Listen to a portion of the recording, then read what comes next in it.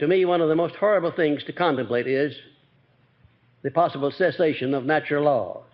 Imagine all of the chaos, all of the stars and planets running together. Why, they'd make the H-bomb look like a firecracker if nature allowed her laws to be suspended. But she doesn't do that. She has very definite laws to go by. And you'll find that if you check these 17 principles, they check perfectly with all of the laws of nature. If you get over to that principle of going the extra mile, you'll find that nature is profound in her application of the principle of going the extra mile. When she produces blooms on the trees, she doesn't produce just enough to fill the trees. She produces enough to take care of all of the damages, the winds and the storms. When she produces fish in the sea, she doesn't just produce enough to perpetuate the fish. She produces enough to feed the bullfrogs and the snakes and the alligators and all the other things that still have enough left to carry out her purpose. She has an abundance of things, overabundance. And also, she forces man to go the extra mile, or else he'll perish. He would perish in one season if he didn't go the extra mile. If nature didn't compensate a man when he goes out and puts a grain of wheat in the ground by giving him back 500 grains to compensate him for his intelligence, why, we'd starve to death in one season. If you do your part, nature does her part, and she does it in abundance, in superabundance. And one of the strange things about nature is that if you keep your mind focused on the positive side of life, it becomes greater than the negative side. Always does that. If you keep your mind on the positive side, it becomes greater than all of the negatives that may try to penetrate your mind and influence your life.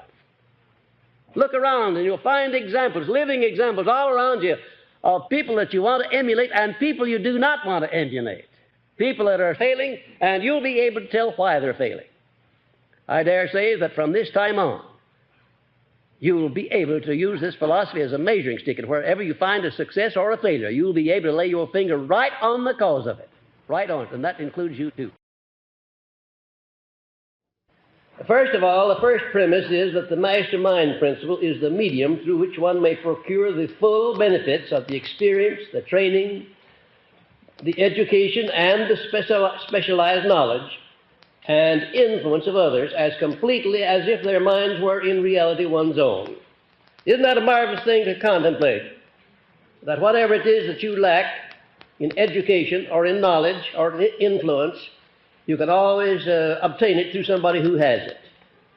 The exchange of favors, the exchange of knowledge, is one of the greatest exchanges in the world. It's a very nice thing to engage in business where the exchange of money makes you a profit, but I would a whole lot rather exchange ideas with somebody, give a man an idea that he didn't have before, and receive in return one that I didn't have, than I would to make an exchange of money. You, of course, know that Thomas A. Edison was perhaps the greatest inventor the world has ever known. He was dealing all the time with many of the sciences, and yet he knew nothing at all about any of the sciences. You'd say it would be impossible for a man to succeed in any undertaking unless he were educated in that field. I was astounded when I first talked to Andrew Carnegie to hear him say that he personally didn't know anything about the making or the marketing of steel. And I was so astounded at that statement, I said, well, Mr. Carnegie, just what is your part in this job here? What part do you play? Well, he said, I'll tell you the part that I play. My job is to keep the members of my mastermind alliance working in a state of perfect harmony. And I said, is that all you have to do? He said, well, have you ever tried to get any two people to agree on anything for 3 minutes in succession in your life? I said, well, I don't know that I have. Well, you said you try it someday to see just what kind of a job it is. To get people to work together in a spirit of harmony is one of the greatest of human achievements. And then Mr. Carnegie went on to break down his mastermind group, to describe each one individually, to tell what part he played. One was his metallurgist, one was his chief chemist, one was his plant works manager, and one was his legal advisor, one was the chief of his financial staff.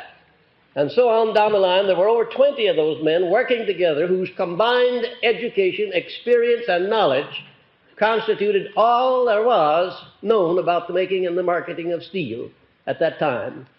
And Mr. Carnegie said it wasn't necessary for him to know about it. He had men all around him who did understand the making and the marketing of steel, and that was his job, to keep them working in perfect harmony. And the second premise, an active alliance of two or more minds in a spirit of perfect harmony for the attainment of a common objective, stimulates each individual mind to a higher degree of courage than that which is ordinarily experienced, and prepares the way for that state of mind known as faith. You know, in driving an automobile, every so often the battery runs down, and you have to do something about it. You come out some morning, you step on the starter, nothing happens. I know of people who get out of bed in the morning, do the same thing. Nothing happens, except they feel badly, they don't want to put on their shoes, they don't want to get dressed, they don't even eat breakfast. Now, they need what do they need? Need the batteries charged, of course, and they have to have a source for doing it. It's a mighty fine thing if a man gets up in the morning feeling like that, and if he can have a little talk with his wife, for instance, and she's a good coordinator, and she helps to charge his batteries. The chances are when he comes home that night, he will come home with all of the rabbit skins that he went out to get. And the third premise, a mastermind alliance properly conducted stimulates each mind in the alliance to move with enthusiasm, personal initiative, imagination, and courage to a degree far above that which the individual experiences when moving without such an alliance. In my own early beginning, I had a mastermind alliance of three people. I had an alliance with Mr. Carnegie and with my stepmother. And we, through three people, nursed this philosophy through the stages when everybody else was laughing at me and making fun of me for undertaking to serve the richest man in the world for 20 years without any compensation. And there was a whole lot of logic to what they were saying, because at that time I wasn't getting very much compensation out of it, in the way of money at least. There came a time, however, when the laughing was on the other side of the face. But that took a long time, and there was plenty of blood and tears shed, I'll assure you, before I got to the point at which I could laugh back when the people laughed at me. But the relationship between we three people, my stepmother and Mr. Carnegie and myself, enabled me to offset all of this fun-making that was thrown at me by my relatives and my friends and everybody who knew what I was engaged in. Now, there are times, you know, when if you undertake anything above mediocrity, you're going to meet with opposition, you're going to meet with people who will chide you and poke fun at you, and most of them will be right close to you, some of them perhaps your own relatives. You need some source to which you can turn when you're going to aim above mediocrity to get your batteries charged and to keep them charged so that you won't quit when the going is hard, and so you won't pay any attention when somebody criticizes you. You know, criticism falls off my back just like water off a duck's back, or more than that, like a bullet off a rhinoceros's hide. But I'm absolutely immune to all forms of criticism. Whether it's friendly or unfriendly, makes no difference to me whatsoever. I'm just immune to it, that's all. And I became immune because of my relationship with certain people through whom I built up an immunity under my mastermind alliance. If it had not been for the relationship with my stepmother and Mr. Carnegie, I wouldn't be standing here talking to you folks tonight. You wouldn't be here as students of this philosophy, and this philosophy would not be spread all over the world helping millions of people. Because I had a million opportunities to quit. At least a million opportunities. And every one of them looked very alluring. And almost sometimes it seems as if I were stupid if I didn't quit. But this marvelous relationship, I could always go back to Mr. Carnegie, I could always go run into my stepmother, and we'd sit down and have a little chat, and she'd say, "Stand by your guns. You'll come out on top. I know you will." She once said, at a time when I didn't have two nickels to rub together, as my enemies were saying, she once said that you are going to be the richest member of the Hill family, far and away. I know it. I can see it in the future. Well, if you would take all of my riches and put them together, I suspect that I have more riches than all of my relatives put together for 3 generations back, on both sides of the house. That's true. And my stepmother could see that. She could see that what I was doing, it was bound to make me rich. I don't have reference alone to monetary riches. I have reference to those higher and broader riches that you find when you get to where you can render service to so many people.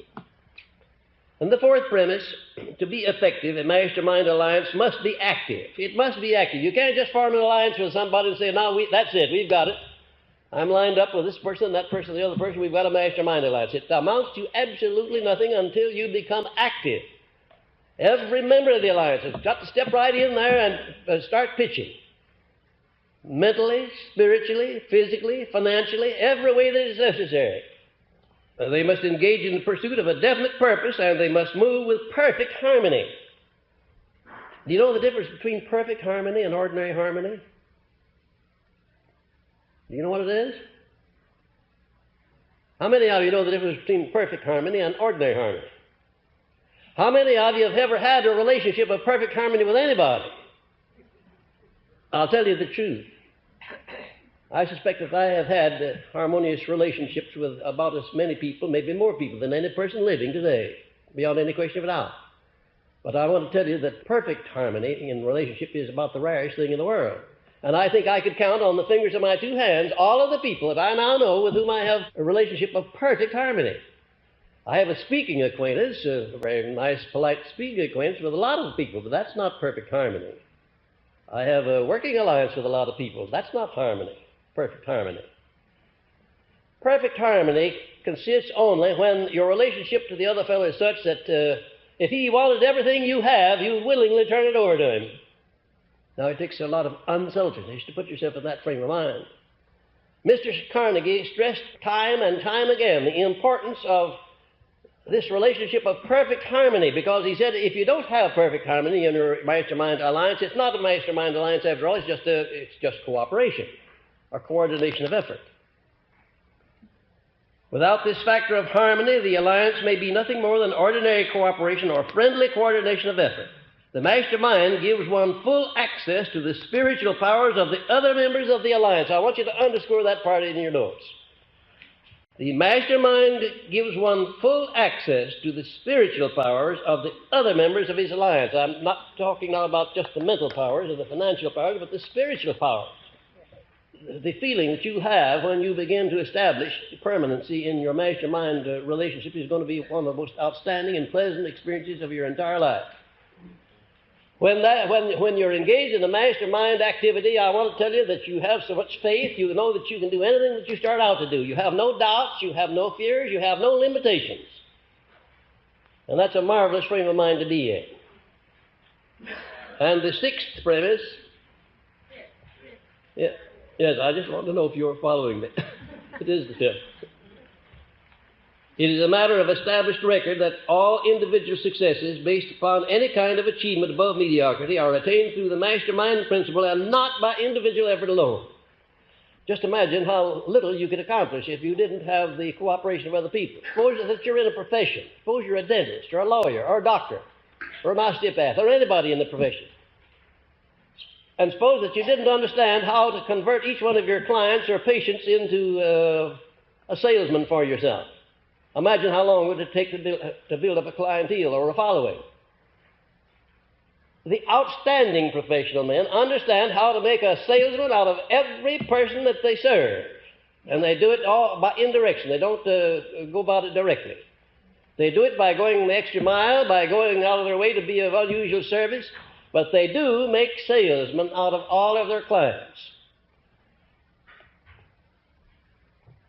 Most successes are the result of personal power, and personal power of sufficient proportions to enable one to rise above mediocrity is not possible without the application of the mastermind principle. Now, during the first term of Franklin D. Roosevelt in the White House, I had the privilege of working with him as a confidential advisor, and it was I who laid out the skeleton of the propaganda plan that took the words business depression out of the headlines of the papers and substituted in their stead business recovery. Those of you who remember what happened on that Black Sunday when we had a meeting down at the White House when the banks were closed the following Monday morning, remember what a stampede there was in this country. People were lined up in front of the banks all over the country to draw out their deposits. They were scared to death. They had lost confidence in their country, in their banks, in themselves, and in everybody else. I suppose they still had some confidence in God, but they didn't show much signs of it. It was a scary time, I'll tell you. And we sat down there and worked out a skeleton of a plan of procedure that created one of the most outstanding applications of the mastermind that this nation has ever seen, and I doubt that any nation on earth has ever had the equal of it. Because it was only a matter of weeks until we had taken all that fear out of people. It was only a matter of days until salesmen on the road who had run out of funds, who couldn't get money, were laughing about it, not in any way scared about it. My own funds were closed up. I had no money, none at all. I had yes, I did. I must tell you, this is funny. I got very smart when I found out what was coming, and I ran down to the bank and got a $1,000 bill. Well, I might just as well have had only 10 cents. Nobody could change it. It wasn't worth a nickel. Not a nickel. But I wasn't scared because everybody else was in the same boat that I was in. But something had to be done about it, and Franklin D. Roosevelt was a great leader. He had great imagination. He had great courage. And here's what we did.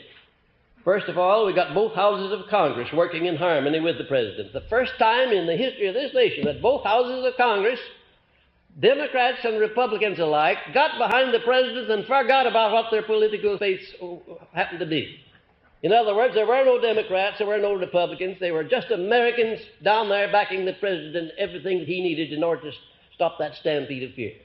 I have never seen anything to equal it in my life. I never hope to see it again. I would wish I could, but I don't hope to, because there was a great emergency on then and something had to be done about it. Second, the majority of the newspaper publishers of America, everything that we sent out, the newspapers published it. They gave it marvelous space. And then the radio station operators, they gave us marvelous help despite their political beliefs. And the churches, all denominations, that was one of the most beautiful things I've ever seen in this country. Catholics and Protestants, Jews and Gentiles, and all of the rest, pulling together as Americans. I want to tell you, it was a wonderful sight. A wonderful sight. What a wonderful thing it was. They all got behind the President. Every one of them made some sort of a contribution toward reestablishing faith in the people of this country. But during these hectic days, I want to tell you that there wasn't any doubt in the minds of the majority of the people. I don't know, I didn't come in contact with anybody who didn't think that Mr. Roosevelt was the only man, the finest man that could possibly have handled that chaotic condition. And don't get me wrong politically. I'm just talking about a great man who did a great job at a time when it needed to be done. And he did it because he had a mastermind alliance worked out there that was unbeatable. Now let's take up the different kinds of mastermind alliances that you may have. First of all, there are alliances for purely social or personal reasons, consisting of one's relatives, friends, and religious advisors, where no material gain is sought. The most important of this type is the mastermind alliance which may exist between a man and his wife. I couldn't emphasize, if I were brilliant and if I had the great magnetic powers, I couldn't overemphasize the importance to you who are married of going to work immediately and rededicating that marriage to a mastermind alliance based upon this lesson tonight. It'll bring joys into your life that you never dreamed of. It'll bring success into your life that you never dreamed of. It'll bring health into your life that you never dreamed of. It's a perfectly marvelous thing when the real mastermind alliance exists between a man and his wife. I don't know of anything that equals it. And then there are alliances for business or professional advancement, consisting of individuals who have a personal motive of a material or a financial nature connected with the object of their alliances. Now, I imagine that the majority of you who are in this class now will be forming your first mastermind alliances for purely economic or financial advancement purposes. And that's perfectly legitimate. That's one of the reasons why you're taking this course. You want to improve your economic and financial condition. And you should start in immediately now to form a mastermind alliance for that purpose. And if you only can find to begin with one person, that's all right. Start out with one. And then look around until the two of you select another one. Now, you can't select another one, but the two of you. When you go to select the third party, be sure that the second one that you've already selected is in accord. You understand that? That's important. And then when you go to select the fourth, the three of you then will pass on the fourth. And you'll go over the matter very carefully before you make him a member of the alliance. And then when you go to select the fifth, the four of you will select the fifth. You see, in the mastermind alliance, there's no such thing as one person dominating, except in this respect that Generally speaking, one person is the leader. He's the coordinator and the leader, but he in no way undertakes to dominate his associates. Because the very moment you start to dominate anybody, you find resistance and rebellion. Even though it's not open rebellion, it's rebellion nevertheless. And in the Mastermind Alliance, it must be one continuous spirit of perfect harmony where you move and act as if you were only one mind. The American system of free enterprise is another example of efficiency through the Mastermind principle. This system is the envy of the world because it has raised the standard of living of the American people to an all-time high level. And that despite the fact that there's not perfect harmony. But there is motive. There is motive to the American system of free enterprise to inspire every individual to do his best. There is a motive there. And incidentally, more and more industry and business is coming to understand that they can go a step further, and instead of just having cooperation or coordination of effort between management and the workers, that they can have the Mastermind principle by sharing the management problems, by sharing profits, by sharing everything. And wherever I have been successful in influencing any business to adopt that policy, the business has made more money than it's ever made before, and the employees have received more wages, and everybody's happy. General instructions for the forming and the maintenance of the Mastermind Alliance. First, adopt a definite purpose as an objective to be attained by the Alliance, choosing individual members whose education, experience, and influence are such as to make them of the greatest value in achieving the purpose. A lot of times I'm asked by students, what is the most favorable number for a Mastermind Alliance? And how do you go about selecting the right sort of people for your Mastermind Alliance? And the nearest answer that I can give you that is that the procedure is exactly the same as if you were starting into a business and you were choosing employees. What kind of an employee would you choose?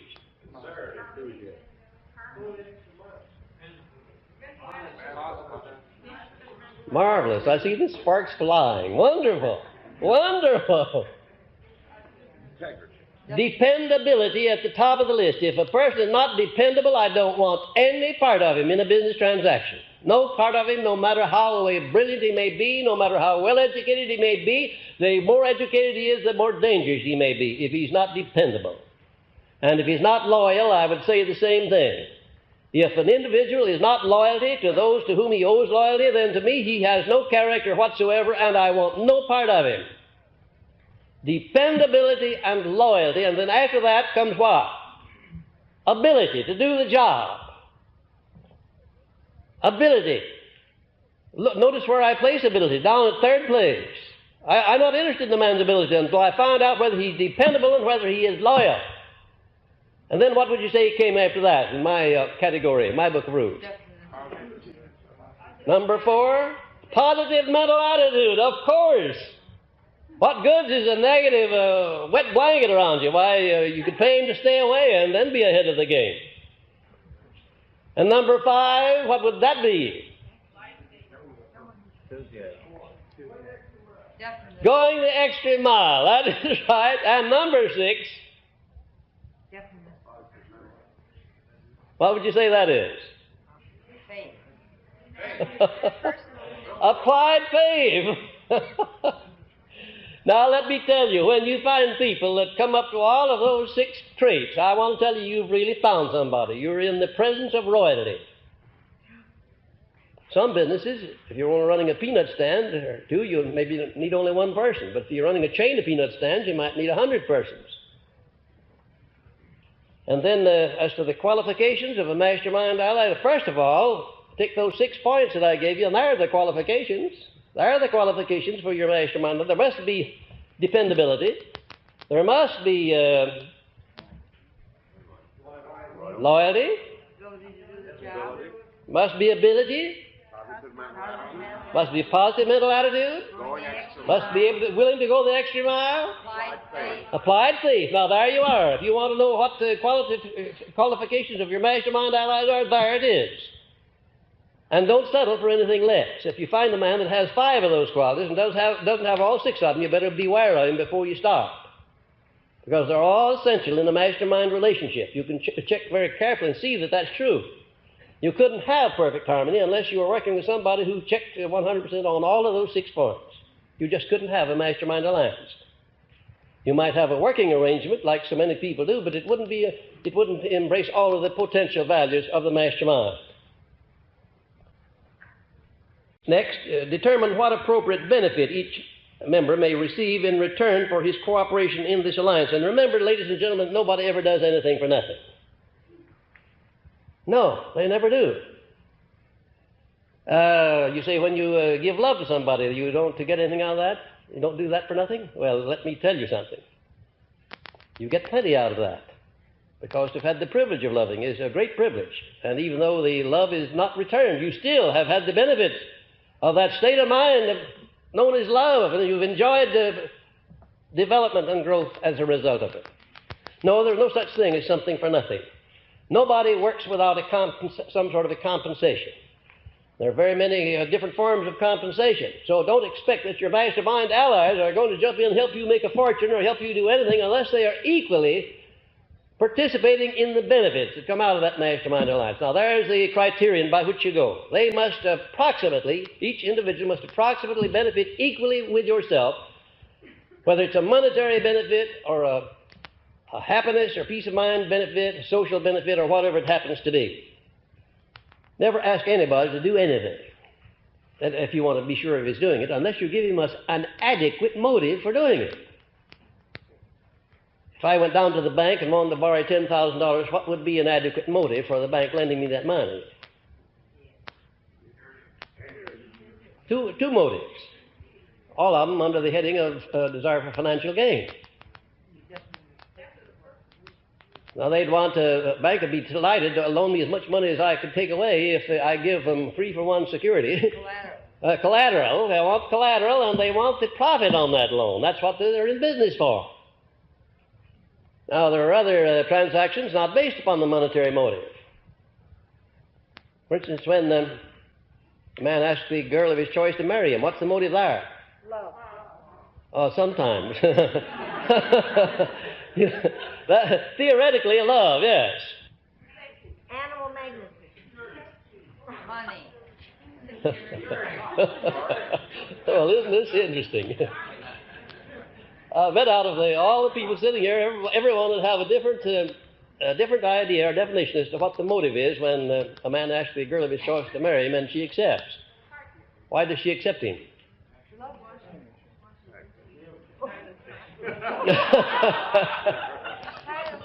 I want to tell you that when my father brought my stepmother home, he was just a farmer.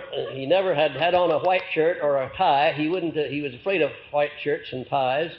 Wore blue cotton shirts, and my stepmother was a college woman. She was well educated, and they were as different as the North Pole and the South Pole. And I wondered all of my life until one day just how he happened to be able to sell himself to her. Of course, she cleaned him up and put a white shirt on him and made him look like somebody, but nevertheless, it took her quite a little while to do it. And she finally got him into the money, and he became an outstanding man. And at that point, I said to her one day, oh, how in the world did my father, I remember what he looked like and what he talked like. He used the Queen's English. Says, I seen him a-coming and I've done my duty, and all that sort of thing. I said, how in the world did he ever sell himself to you? What was the motive? She said, well, I'll tell you. First of all, I recognized that he had good blood in his veins and that he had possibilities, and I believed that I could bring them out. And she did bring them out. Mrs. Henry Ford and Mrs. Thomas A. Edison are two of the outstanding examples that I use time and time again to show what a woman can do to make her husband successful. Had it not been for Mrs. Ford's understanding of the mastermind principle, although she didn't call it by that name, Mr. Ford would never have been known, the Ford automobile never would have been here, and I doubt if the automobile industry would have been ushered in as it has been.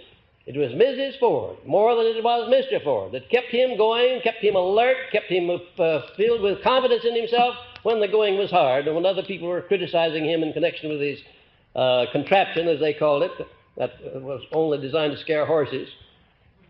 Just as I was criticized for fooling away my time with the richest man in the world working for nothing. Mrs. Ford sustained him through those trying hours when the going was hard, and all of you will experience that period in your life. The going is hard at some place with everybody. Now, a lot of times a woman will marry a man because she sees that he has possibilities. She can do something with him, make something out of him. Sometimes it's monetary consideration. Sometimes it's love. Sometimes it's one thing and sometimes another. But every time anybody engages in any transaction, there is a motive back of it. You may be sure of that. And whatever it is that you want anybody to do, pick out the right kind of a motive and find it in the mind under the proper circumstances, and you'll become a master salesman. Next, establish a definite plan through which each member of the alliance will make his contribution in working toward the achievement of the object of the alliance, and arrange a definite time and place for the mutual discussion of the plan. Indefiniteness here will bring defeat. Keep a regular means of contact between all members of your alliance. Did you ever hear of a great friendship existing? Well, let me rephrase that. Have you ever had a great friendship with somebody and then suddenly saw it grow cold and then finally die? How many have had that experience? Of course, most of us have, to be sure. And what do you think was the reason for it?